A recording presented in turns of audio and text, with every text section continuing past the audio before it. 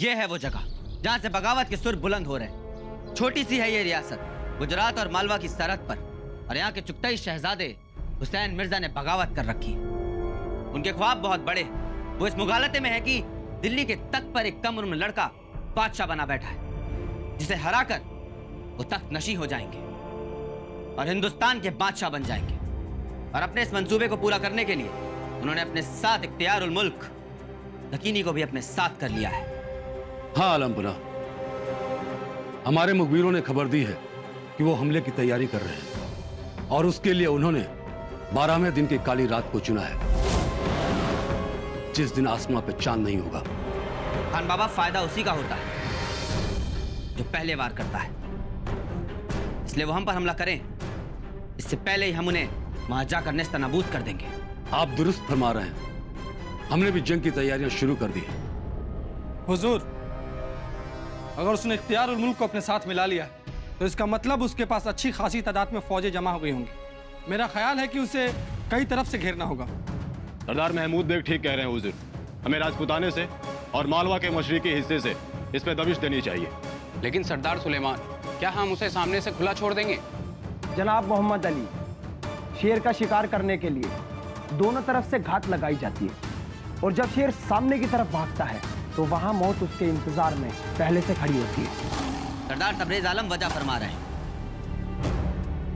सामने खान बाबा खड़े होंगे उनके इस्तकबाल के लिए। बिल्कुल जहांपनाह, हमारी तलवार बगावत करने वालों के खून की प्यासी रहती है। लेकिन वक्त बहुत कम है। वो हम पे 12वें दिन हमला करने का मंसूबा बना रहे हैं, लेकिन हम उन्हें 10वें दिन ही धर दबोचेंगे। और याद रहे, पहले वार करने वाले की ही हमेशा जीत होती है। आप फिक्र न करें आलमपनाह, हमारी तैयारियों में कोई कमी नहीं रहेगी। जहांपना, आपके लिए पैगाम आया है। पैगाम? आवाज़ बुलंद पढ़ा जाए। माफ़ी हुजूर, पैगाम देने वाले ने सख्त हिदायत की है, इसे सिर्फ बादशाह अकबर ही पढ़ेंगे। ये पैगाम कुछ खास है, इसलिए इसे सबके सामने कतई न पढ़ें।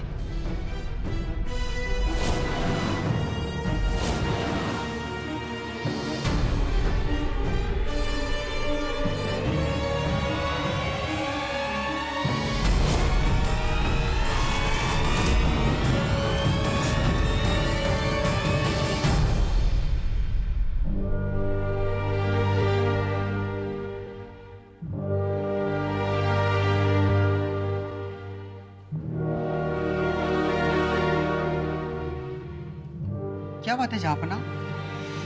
ऐसी कौन सी खास बात है जो आपने फौरन बुला लिया? हमारे पास एक खास फरमान है, हम चाहते हैं कि इसे आप हमारे लिए पढ़ें। हालांकि फरमान लाने वाले ने हमसे कहा था कि इस फरमान को हम अकेले में ही पढ़ें, लेकिन आप सब हमारे खास दोस्त हैं और आप सब पे हमें बेहद एतमाद है। आप सबसे हमारा कोई भी राज छुपा नहीं है, इसलिए यह फरमान हम आपसे पढ़वाना चाहते हैं। जो हुकुम जहांपना। जहांपना की खिदमत में आदाब। हुजूर जिले इलाही को ये ताकीद की जाती है कि हुजूर जिन सरदारों पर भरोसा रखते हैं और जो हुजूर के शाही फौज के सबसे अहम सरदार है, उनमें से एक सरदार ऐसा है जो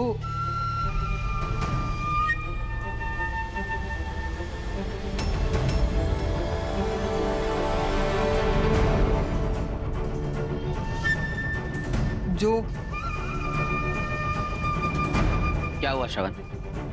क्या ताकीद की है? आवाज है बुलंद पढ़ा जाए।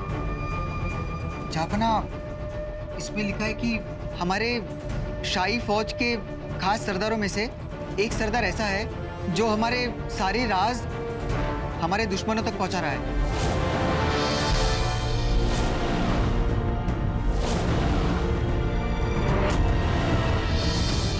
हमारे मंसूबे, हमारी जंग की तैयारियां, हमारी फौजी ताकत, सबकी खबर हमारे दुश्मन तक पहुंचा रहे हैं। उन्हें खबर हो गई है कि हम गुजरात पर हमला करने के मंसूबे बना रहे हैं।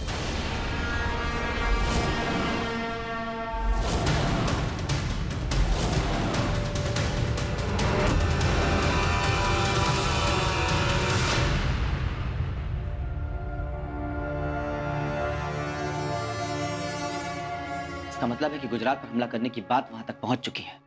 इसलिए हमला अब हम 10वें दिन नहीं 7वें दिन करेंगे। लेकिन इससे पहले हमें इस बात का पता लगाना होगा कि वो गद्दार है कौन।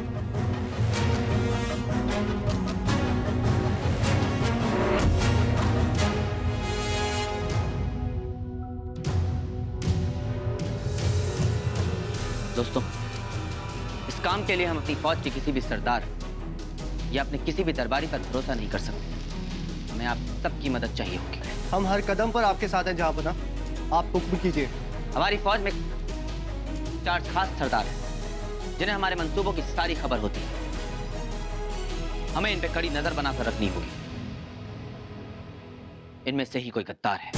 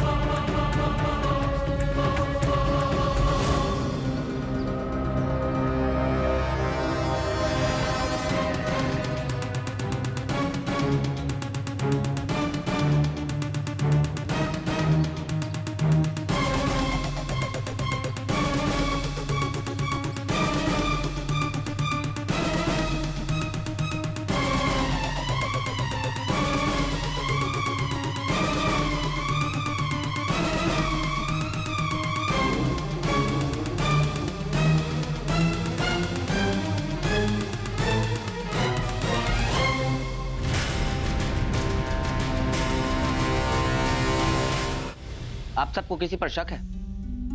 जिलेलाई, मुझे सरदार मोहम्मद बेग के बारे में जानकारी मिली है कि वो अपने ओहदे में तरक्की ना मिलने के कारण सैर सपाटे के बहाने दुश्मन के राज्य में गया है। उनकी कारगुजारियां शंकास्पद है जहाँपना। दूसरे सरदार सुलेमान, जिन्हें ऐशो आराम की जिंदगी पसंद है। वैसे तो वो वफादार है, लेकिन उनकी एक ही कमजोरी है, धन दौलत। और तीसरे सरदार मोहम्मद अली, उनकी बीवी और उनके ससुराल वाले दुश्मन राज्य की सीमा में रहते हैं। जहाँपना, चौथे सरदार जवान है, लेकिन वो ख्वाब बड़े देखा करते हैं कि किसी दिन बादशाह बनेंगे, और यही ख्वाब उन्हें दुश्मन से हाथ मिलाने के लिए मजबूर कर सकते हैं। सबके पास कोई ना कोई खास वजह है दुश्मन से हाथ मिलाने के लिए, लेकिन नाराजगी में आकर दुश्मन की सरहद पर जाना ये शक पैदा करता है।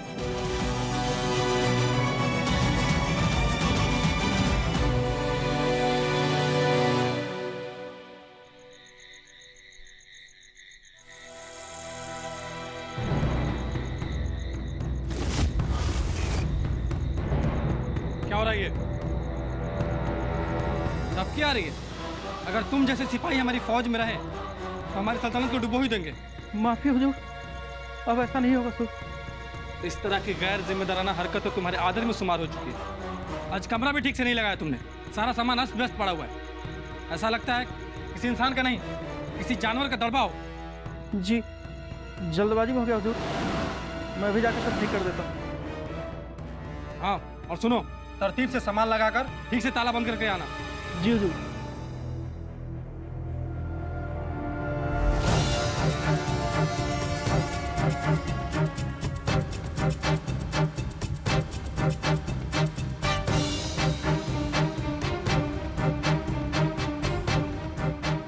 इसका मतलब है कि इन्होंने सिपाही को जानबूझकर यहाँ से हटाया है।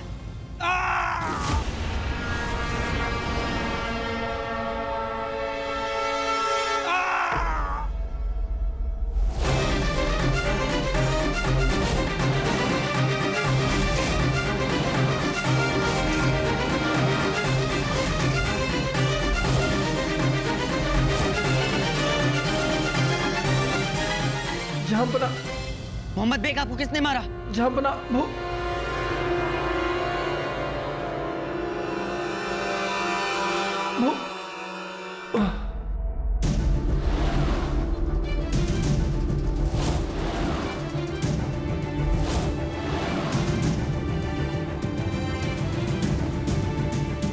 इनके हाथ में जो दस्तावेज थे वो कहाँ चले गए?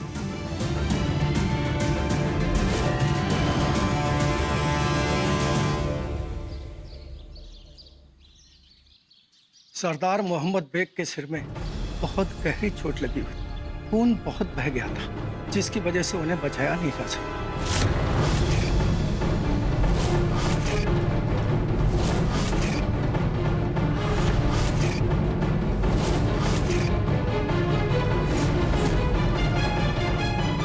हकीम साहब, जंग सर पे है और ऐसे में ये सब। जंग खत्म होने तक इनके शरीर को हिफाजत से रखा जाए और इस बात को रियाया से राज रखा जाए कि उनके सरदार की मौत हो चुकी है। नहीं तो ये बात सुनकर रियाया भड़क उठेगी। बाद में इन्हें शाही सम्मान के साथ दफनाया जाएगा। जो हुक्म जिले लाई, हम इनके शरीर पर खास तरह की जड़ी बूटियों का लेप लगा देंगे और इनके शरीर को खास गुप्त खाने में हिफाजत के साथ रखवा देंगे।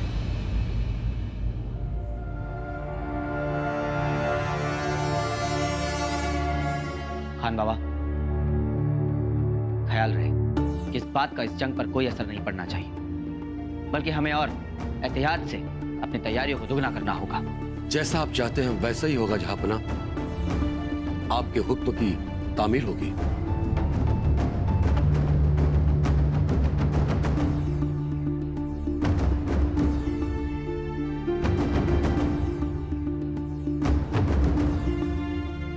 जहांपना, आप करना क्या चाहते हैं?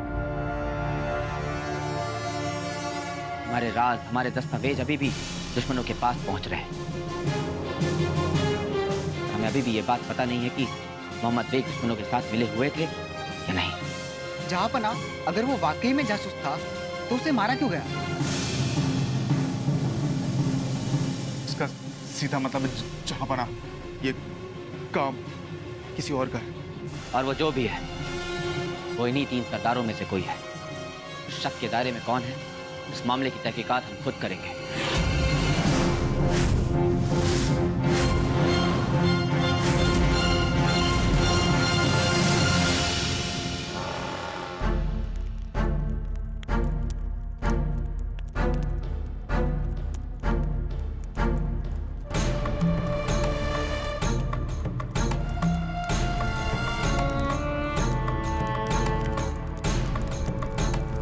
क्या खबर है?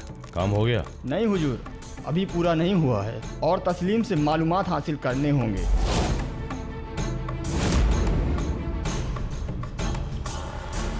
सरदार मोहम्मद अली यहाँ, वो भी कम्बल में छुपकर। और ये दूसरा कौन है? कुछ समझ में नहीं आ रहा है।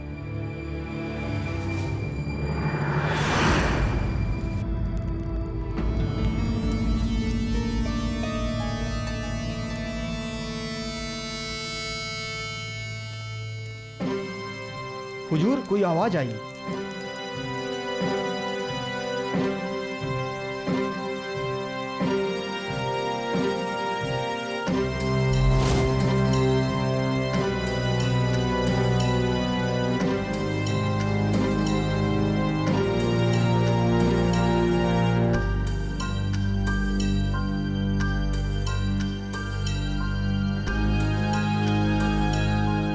ये लोग कहाँ गायब हो गए?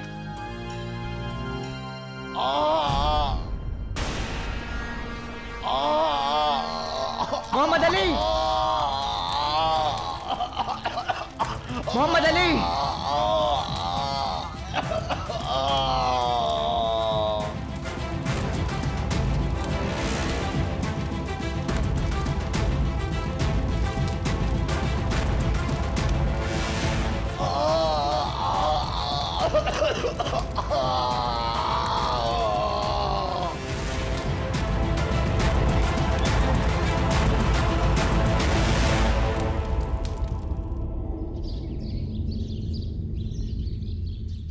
जहांपना, ये जरूर हमें कमजोर करने की साजिश है।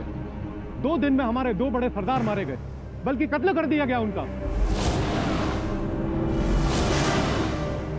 और एक को तो बड़ी बेदर्दी से जिंदा जला दिया।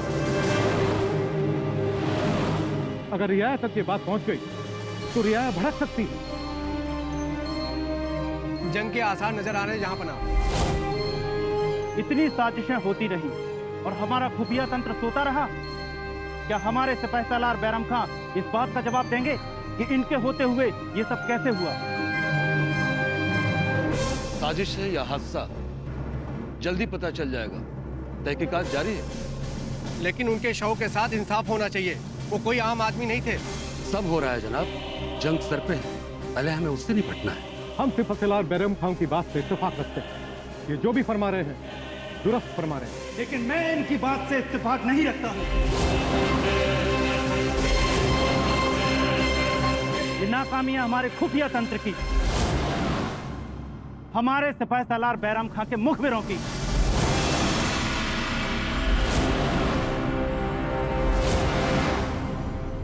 इतनी बड़ी साजिश की इन्हें भनक तक नहीं लगी। जवाब दीजिए हमारे सिपहसालार बैरम खां, जवाब दीजिए। बस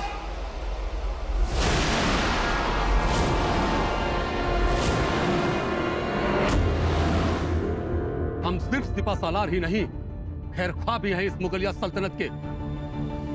बहुत खून बहाया है हमने दूसरों का और अपना, इस सल्तनत और इस तख्त की हिफाजत के लिए। और हम वही करेंगे जो इस सल्तनत के लिए सही होगा। और किसी ने भी हमारी मुखालफत की तो उसे हमारी तलवार का सामना करना पड़ेगा।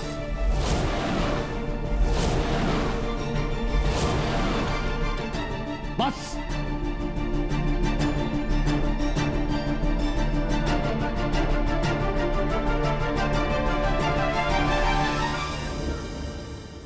ये जो हो रहा है अच्छा नहीं हो।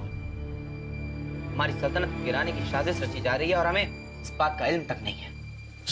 जहां पना हमारे दो बड़े सरदार मारे गए और हम अभी तक अंधेरे में ही तीर चला रहे हैं। मुश्किल तो यह है कि उनकी मौत की वजह राज बनी हुई है, इसलिए हमें अभी तक कोई सुराग नहीं मिला।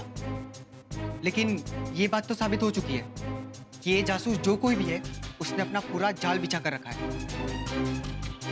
वक्त बहुत कम है, इसलिए हमें जल्द से जल्द सच्चाई का पता लगाना होगा और इसका सिर्फ एक ही रास्ता है।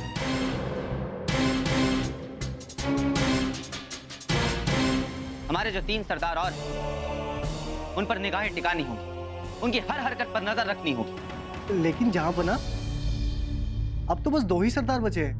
नहीं गोपाल, 2 नहीं 3।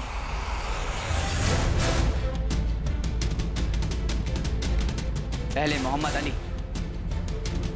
दूसरे तबरेज आलम और तीसरा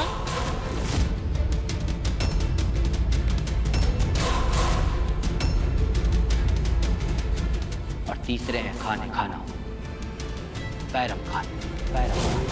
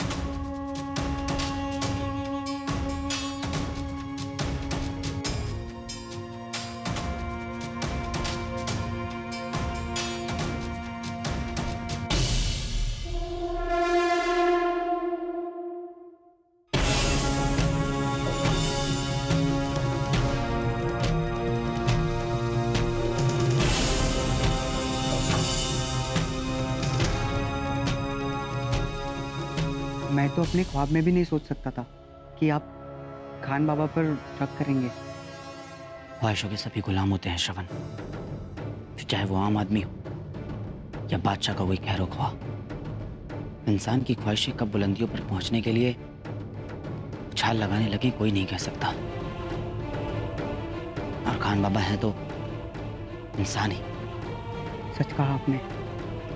खान बाबा का यूं अकेले जाना शक ही तो पैदा कर रहा है, क्योंकि खान बाबा कभी इस तरह अकेले नहीं निकलते। वो भी दुश्मन की सरहद की तरफ। और यहाँ से कुछ ही आगे दुश्मन की सरहद शुरू होने वाली है।